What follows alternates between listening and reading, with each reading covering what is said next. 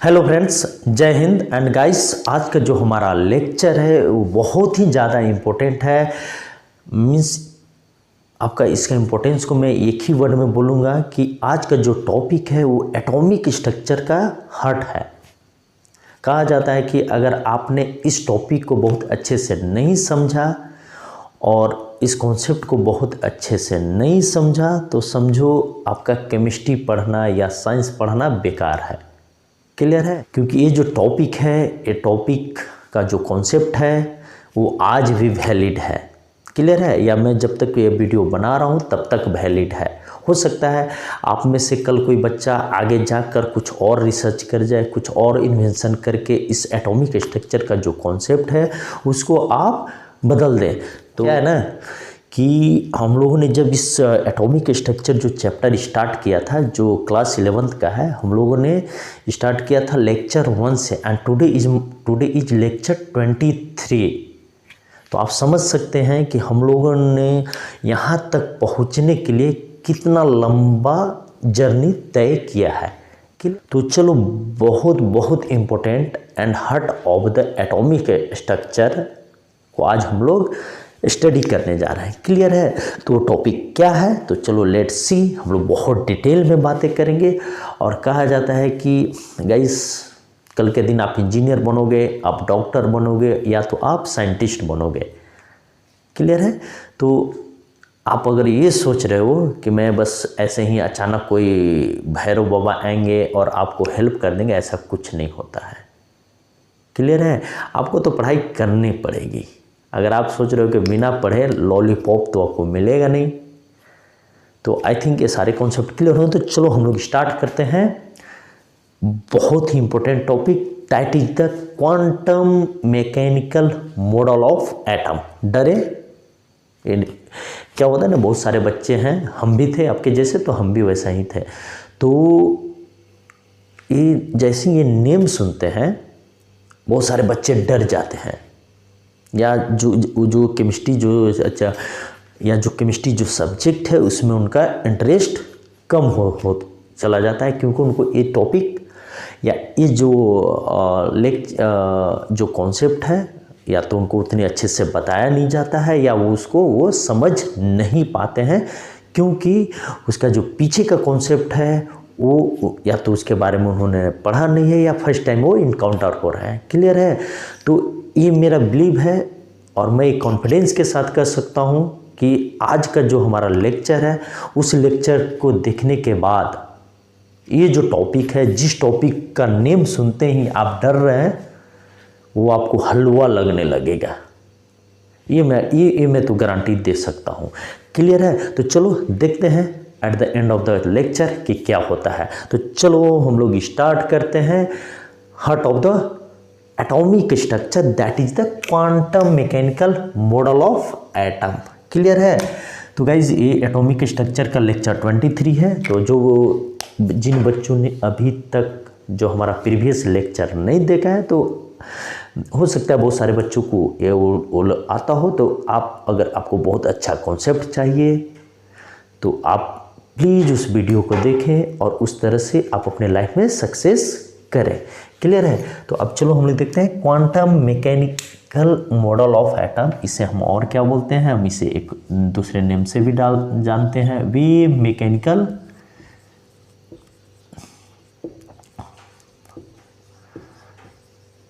Model of atom. Clear है? या हम इसे थर्ड नेम से भी बोल सकते हैं, क्या है, modern model of atom. Clear है? अब यहाँ पे देखो, आपको नेम से एकदम बिल्कुल नहीं डरना है। तो इसका क्या है, हम इसको पार्ट बाय पार्ट, पहले हम इसका जो हेडिंग है, ये जो टॉपिक है उसी को समझते हैं कि कहना क्या चाह रहे हैं, हम पढ़ने क्या जा रहा है। क्लियर है?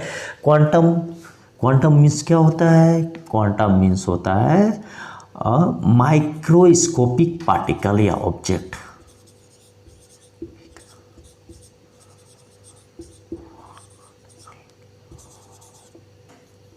और ऑब्जेक्ट क्लियर है। इस मैकेनिकल का मतलब क्या होता है गाइस? इस मैकेनिकल का मतलब होता है रिलेटेड टू और प्रोड्यूस्ड फ्रॉम, रिलेटेड टू और प्रोड्यूस्ड फ्रॉम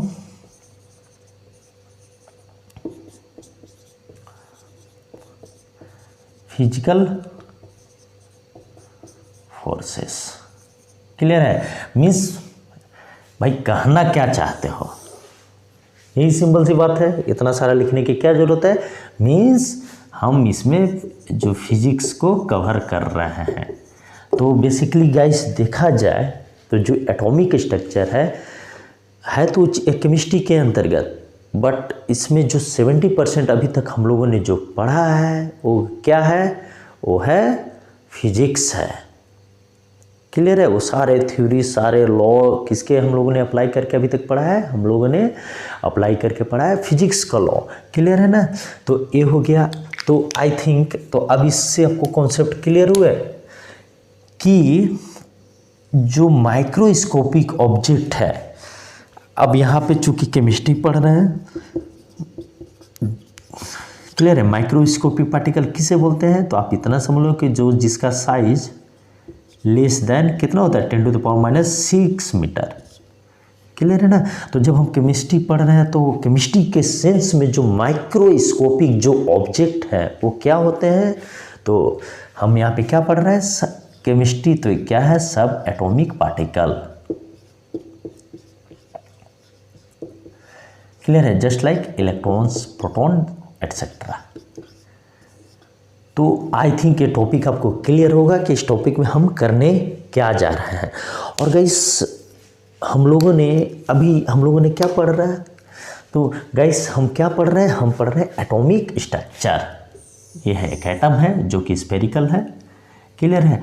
तो हम जब स्ट्रक्चर के बारे में पढ़ रहे हैं तो अभी हम लोगों ने ये भी जान लिया कि न्यूक्लियस कहाँ होता है, प्रोटॉन कहाँ होता है, बट अभी तक क्या फाइनल नहीं हुआ है। अभी तक इलेक्ट्रॉन का जो पोजीशन है या इलेक्ट्रॉन कहाँ पाया जाएगा वो फाइनल नहीं हो। इसी के लिए तो इतना सारा डिफरेंट जो मॉडल हैं अभी तक हम लोगों ने पढ़ा। क्लियर है ना। तो यहाँ पे हमें एक एटम है, एटम के अंदर क्या क्या है? इलेक्ट्रॉन है, प्रोटॉन है एंड न्यूट्रॉन है। क्लियर है।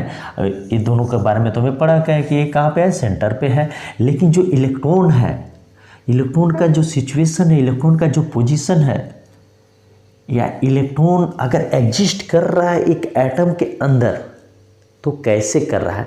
जब तक से हम इसके बारे में अच्छे से नहीं जानेंगे तब तक से जो एटॉमिक स्ट्रक्चर है तो हम उसके बारे में तो फिर जान ही नहीं सकते। तो टोटल जो लड़ाई चल रही है, टोटल जो डिफरेंट जो कॉन्सेप्ट आ रहा है, एक साइंटिस्ट दूसरे साइंटिस्ट के लिमिटेशन को बता रहा है, फिर उसका ड्रॉबैक निकल रहा है। सारे जितने जो मतलब जो बातें चल रही है या जो इतनी जो लंबी कहानी जो स्टोरी बनते चले आ रही है एटॉमिक मॉडल का, ये सब कहाँ पे कॉन्सेंट्रेटेड है? कॉन्सेंट्रेटेड है कहाँ पे? ये जो इलेक्ट्रॉन है इसका एग्जैक्ट पोजीशन पे, जो कि अभी तक भी पॉसिबल नहीं है फाइंड करना। जो इसका एग्जैक्ट पोजीशन है वो अभी तक फाइंड नहीं किया गया है। हो सकता है आप में से कोई बच्चे कल जाकर इसमें कुछ नया इन्वेंशन करे तो फिर आपका उस दिन नेम आएगा, means mister dot dot dot atomic models. Clear है। तो चलो, तो अभी तक है, बट फिर भी जो प्रोबेबल जो पोजीशन है, भाई हमें एग्जैक्ट पोजीशन तो नहीं मालूम बट कुछ तो होगा। आखिर एक एटम है तो इलेक्ट्रॉन तो कहीं ना कहीं तो होगा। क्लियर है। तो कहीं ना कहीं जो होगा, ये जो मैं वर्ड बोल रहा हूं, तो इसको अगर बहुत टेक्निकली बोले तो क्या बोलेंगे? Probability of finding that electron. Clear है। तो जो क्वांटम जो मैकेनिकल मॉडल है वो कहाँ पे बेस है, वो इसी कॉन्सेप्ट पे बेस है। और ये क्या हमें बताता है, इसका सिग्निफिकेंट क्या है, वो है कि भाई हम इलेक्ट्रॉन का तो एग्जैक्ट लोकेशन तो फाइंड नहीं कर रहे हैं, बट हम आपको ये बता रहे हैं कि जो 90 to 95% जो चांसेस है, जो प्रोबेबिलिटी है इलेक्ट्रॉन का फाइंड करने का या इलेक्ट्रॉन को जो मिलने का, वो एक न्यूक्लियस में एक एटम में न्यूक्लियस के चारों तरफ वो कहाँ पे जो मैक्सिमम प्रोबेबिलिटी है वो कहाँ पे होगा, that is the quantum mechanical model of atom. तो आई थिंक ये नेम जो है, अभी नेम क्लियर होंगे। Quantum mechanical model of atom means what, कि हम लोग भाई जो फिजिकल फोर्सेस है उसका स्टडी करके हम किसका अल्टीमेटली स्टडी करते हैं, हम स्टडी करते हैं माइक्रोस्कोपिक पार्टिकल का और ऑब्जेक्ट का। क्लियर है। अब चूंकि हम केमिस्ट्री पढ़ रहे हैं तो केमिस्ट्री के सेंस में जो माइक्रोस्कोपिक पार्टिकल है वो क्या है, इलेक्ट्रॉन, प्रोटॉन एटसेट्रा है। तो प्रोटॉन का तो लोकेशन हम ऑलरेडी फाइंड कर चुके हैं, तो अब हम क्या फाइंड करने जा रहे हैं, इलेक्ट्रॉन्स के बारे में। तो आई थिंक ये चीज़ें क्लियर हुआ होगा। अब चलो हम आ जाते हैं, इसका जो सेकेंड नेम है, मैं अभी टॉपिक क्लियर कर रहा हूँ, इसका जो सेकेंड नेम है वेव मैकेनिकल मॉडल। क्लियर है। तो डी ब्रोय साहब थे, उन्होंने क्या बताया था, उन्होंने बताया था ड्यूअल बिहेवियर ऑफ मैटर। अब यहाँ पे क्या था, इसी में जो बच्चे नहीं देखोगे तो आप मेरे प्लीज़ प्रीवियस लेक्चर को देखें, उसमें मैंने बहुत डिटेल में इस चीज़ को कवर किया है। तो डी ब्रोय साहब थे, उन्होंने बोला इलेक्ट्रॉन को क्या बोला, इलेक्ट्रॉन को बोला एज अ वेव ने, इलेक्ट्रॉन को उन्होंने क्या बोला, इलेक्ट्रॉन को पार्टिकल नेचर भी और वेव नेचर है। तो इसीलिए यहाँ पे क्या बोला गया, इसे बोला गया wave mechanical model of atom. तो क्लियर है। तो अब आपको टॉपिक से कंफ्यूज नहीं होना है, टॉपिक का नेम सुनते ही डरने का नहीं। क्लियर है। क्योंकि आपका जो डर है वो डर के आगे हम हैं, तो डोंट वरी। क्लियर है ना। अब यहाँ पे आ जाओ। अब इसका जो मैंने सेम और ये तीनों नेम से थे, modern model of atom. Clear है। अब यहाँ पे देखो, इसको मॉडर्न मॉडल ऑफ एटम क्यों बोलते हैं, तो गाइस मैं इसे इरेज कर रहा हूँ। अब यहाँ पे देखो, जो मॉडर्न मॉडल ऑफ एटम है, अब देखो जो अपना फिजिक्स है उसका दो पार्ट है, one is the classical physics and second one is the modern physics.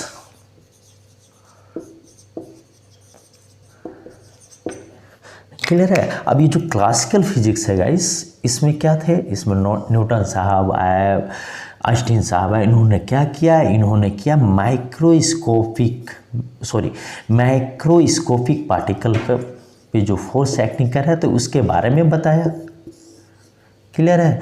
जब वो सेब गिरा था, जो न्यूटन साहब ने लॉ ऑफ ग्रेविटेशन दिया है, लॉ ऑफ ग्रेविटी जो बताया उन्होंने, तो वो कब की बात थी आई थिंक वो 166।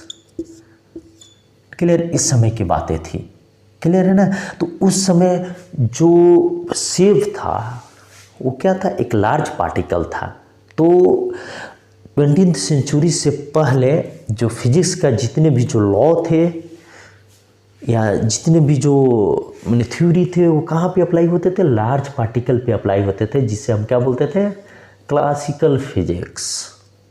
बट जो मॉडर्न फिजिक्स है वहाँ पे किसका कॉन्सेप्ट आया, यहाँ पे कॉन्सेप्ट आया बहुत ही small particle, nano particle. Clear है।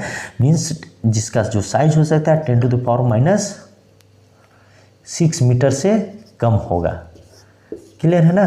तो इस पे जो फोर्स एक्ट कर रहा है या मतलब उस जो फिजिकल फोर्सेस हैं उससे जो रिलेटेड है, तो उसका जब स्टडी किया गया उसको क्या बोला गया, वो मीन्स आप ऐसे समझो कि आफ्टर 1920 के बाद जितने भी जो फोर्स का या जितने भी जो फिजिक्स का जो स्टडी किया गया, किस पे, जो माइक्रोस्कोपिक पार्टिकल था।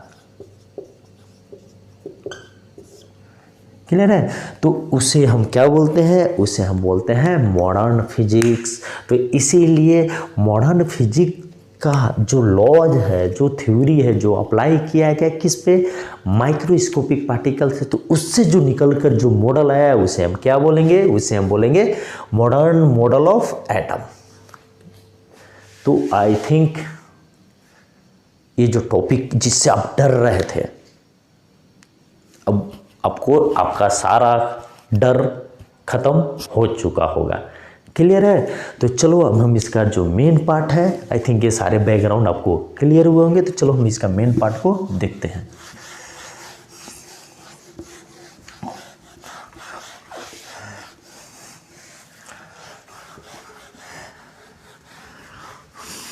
तो गाइस हम लोग ने देखा था कि बोर्स जो एटॉमिक मॉडल है उसका क्या कॉन्सेप्ट था। उन्होंने जो कॉन्सेप्ट दिया था बोर साहब ने, वो कॉन्सेप्ट था क्या, वो कॉन्सेप्ट था ऑर्बिट का। Orbit is what, orbit, orbit is what, orbit is a trajectory और पाथ, जिसे हम क्या बोलते हैं, ऑर्बिट। बट जैसे ही दो थ्योरी और आए, क्या था एक थ्योरी, एक था हीजनबर्ग अनसर्टेनिटी प्रिंसिपल। मैंने इस टॉपिक को बहुत डिटेल में कवर किया है, तो जो बच्चे नहीं देखे प्लीज़ आप उस वीडियो को हमारे प्रीवियस लेक्चर में जाकर देख सकते हैं। Another is the D Broglie equation.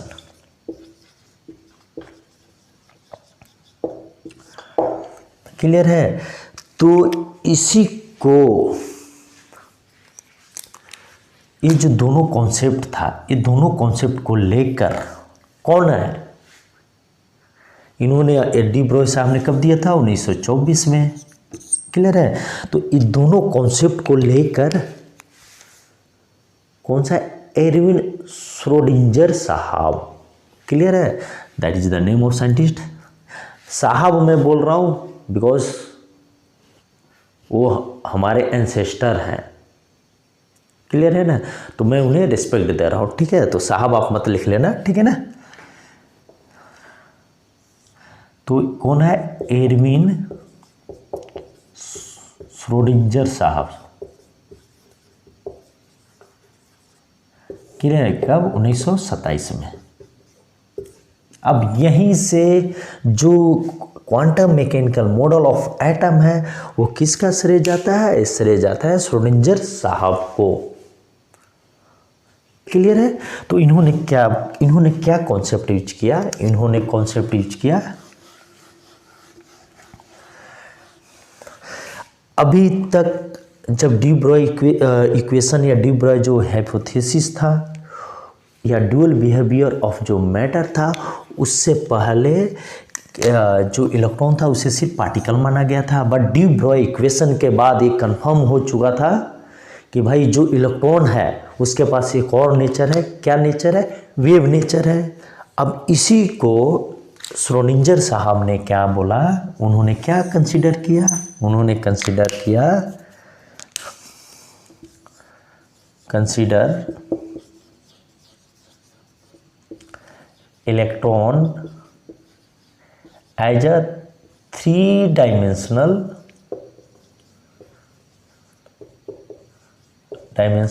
Wave. Clear है। और इसको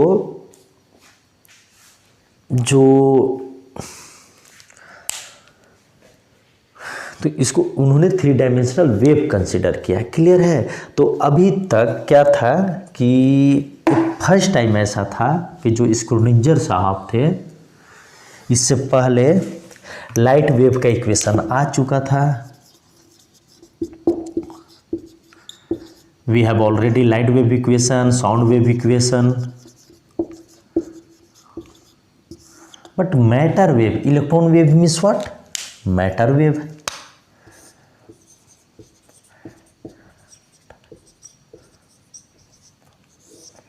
क्लियर है। तो ये जो मैटर वेव है इसका इक्वेशन अभी तक किसी ने नहीं दिया था।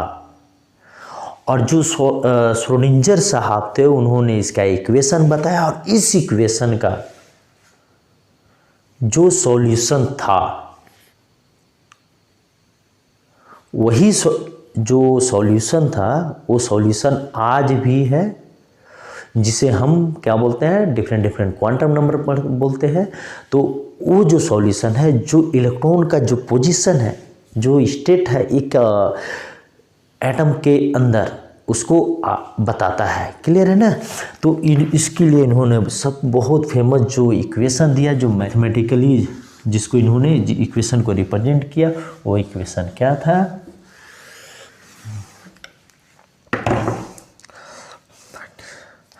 वो इक्वेशन था गाइस, क्योंकि हमें D square psi by D X square plus D square psi by D Y square plus D square psi by D Z square plus 8 pi square M by H square plus E minus V into psi equal to 0।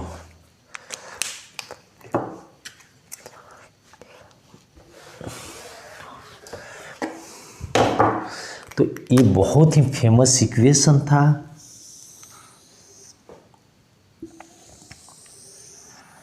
ये सिर्फ हमें जानना चाहिए, और इसका जो solution, हमें इसका सॉल्यूशन नहीं करना है। इसका सॉल्यूशन कब करना है, जब आप 12th क्लास के बाद जब आप इंजीनियर बनोगे, जब इंजीनियरिंग में जाओगे, तब वहाँ पे इसके डिटेल, इसके बारे में और डिटेल से आप पढ़ोगे। जो इंजीनियरिंग में, या फिर जब आप बहुत अच्छे वाले साइंटिस्ट जब बनोगे, तो आप वहाँ पे और अच्छे से पढ़ोगे या और कुछ नया आप करोगे। क्लियर है। जिसमें ये जो this one is the H, जो ई है, ई क्या है गाइस, ई है total energy of electron, and V is the potential energy of electron,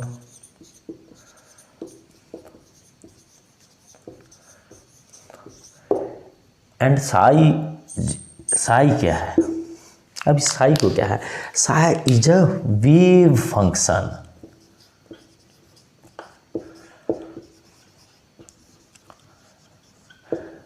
ये तो समझ में आ गया सर, लेकिन अभी भी समझ नहीं आ रहा है कि वेव फंक्शन तो गाइस ये ठीक है, ये एक वेव है। क्लियर है। दिस इज, चाहे आप ऐसे लिख लो, थोड़ा इवेंटनेस करते हैं। अब मैं तो मैंने बहुत डिटेल में कवर किया था जब मैं इलेक्ट्रोमैग्नेट की रेडिएशन जब मैंने बताया था, उसमें आपको मैंने कवर किया था वेव का कि वेव को कैरेक्टरिस्टिक्स कैसे है। तो दिस इज कॉल्ड एम्पलीट्यूड, या आप क्रेस्ट ले लो या टर्फ ले लो, ठीक है ना। दिस इज, तो ये जो है इसी को हम क्या बोलते हैं, एम्पलीट्यूड। क्लियर है। तो चूंकि जो वेव फंक्शन है ये क्या रिप्रेजेंट करता है, ये रिप्रेजेंट करता है जो वेव है या जो मैटर वेव है उसके एम्पलीट्यूड को।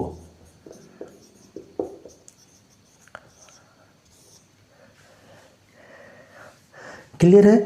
तो यहीं से क्वांटम नंबर स्टार्ट होता है, और इसका जो सॉल्यूशन होता है गाइस, और यहाँ पे H is the Planck constant, M is the mass of electron, like, ठीक है ना।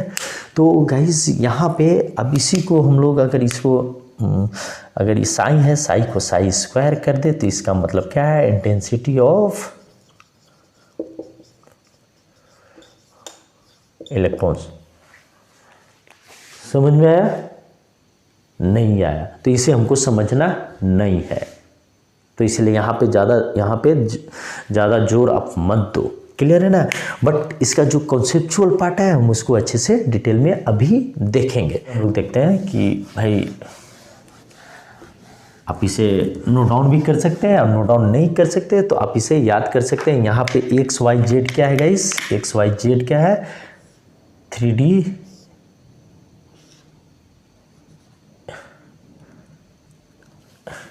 यहाँ पे एक्स वाई जेड क्या है, एक्स वाई जेड है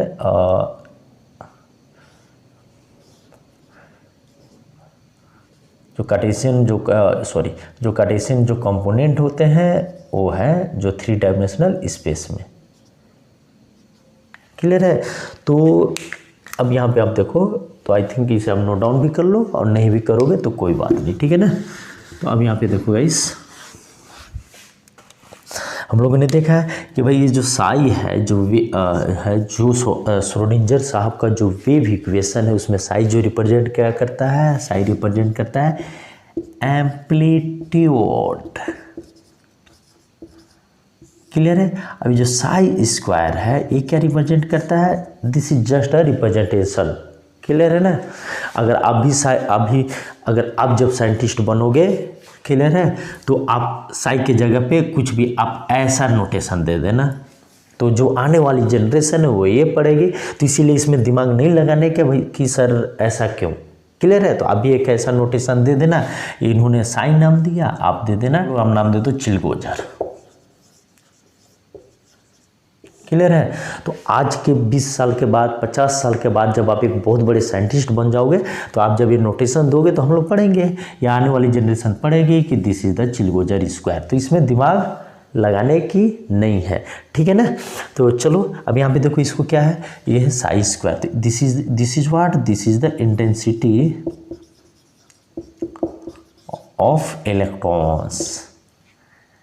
क्लियर है? ये हमें क्या बताता है, it indicates what,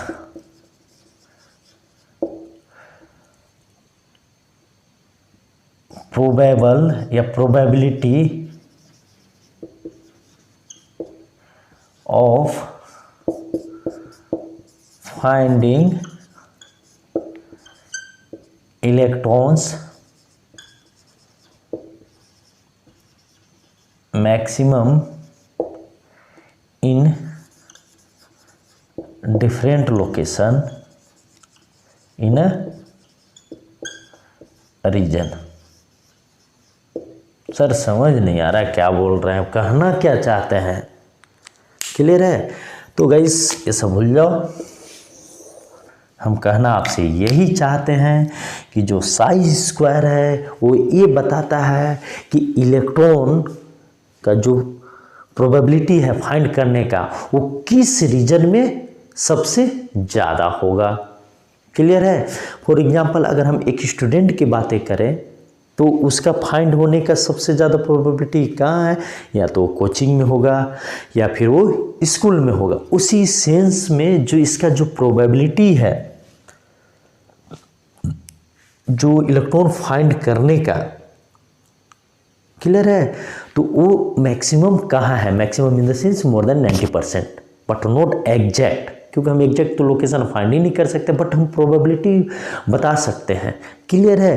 तो यही क्या बर्थ देता है, यही बर्थ देता है गाइस किसका, ये बर्थ देता है orbitals.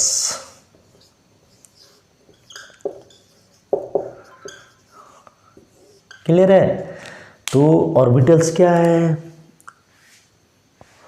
Orbitals is a reason जहाँ पे जो प्रोबेबिलिटी ऑफ फाइंडिंग इलेक्ट्रॉन्स है वहाँ जिसका मैक्सिमम होगा, उसे हम क्या बोलते हैं, उस पर्टिकुलर रीजन को, न्यूक्लियस के चारों तरफ जो पर्टिकुलर रीजन है जहाँ पे जो इलेक्ट्रॉन फाइंड करने की जो प्रोबेबिलिटी है वो मैक्सिमम होगा, उसे हम क्या बोलेंगे केमिस्ट्री के लैंग्वेज में, that will call it orbitals. और जब हम क्वांटम नंबर पढ़ेंगे गाइस, वहाँ पे हम बहुत अच्छे से डिटेल्स में देखेंगे कि मनी ऑर्बिटल्स क्या होता है, उसका शेप क्या होता है, वो जो रीजन है, जो नेक्स्ट क्लास रीजन है, जो इलेक्ट्रॉन्स है एक ऑर्बिटल के अंदर कैसे होता है, और अगर वो ऑर्बिटल है या वो जो रीजन है उसका शेप कैसे होता है। तो गाइस नेक्स्ट क्लास में हम लोग बहुत डिटेल्स में देखेंगे। तो आई थिंक आज का लेक्चर जिससे आप डरते थे, वो आज डर जो है आपका वो जो लेक्चर स्टार्ट होने से पहले था वो आई थिंक कम ज़रूर हुआ होगा। तो आई थिंक आपको आज का लेक्चर समझ आया होगा। तो चलो आप बहुत अच्छे से पढ़ाई करो और नेक्स्ट जो क्लास होगा वो गाइस मीन्स एटॉमिक स्ट्रक्चर का लेक्चर नंबर 24, उसमें हम लोग स्टार्ट करेंगे क्वांटम नंबर। तो चलो आप बहुत अच्छे से पढ़ाई करो, अपने मम्मी पापा के सपने को पूरा करो।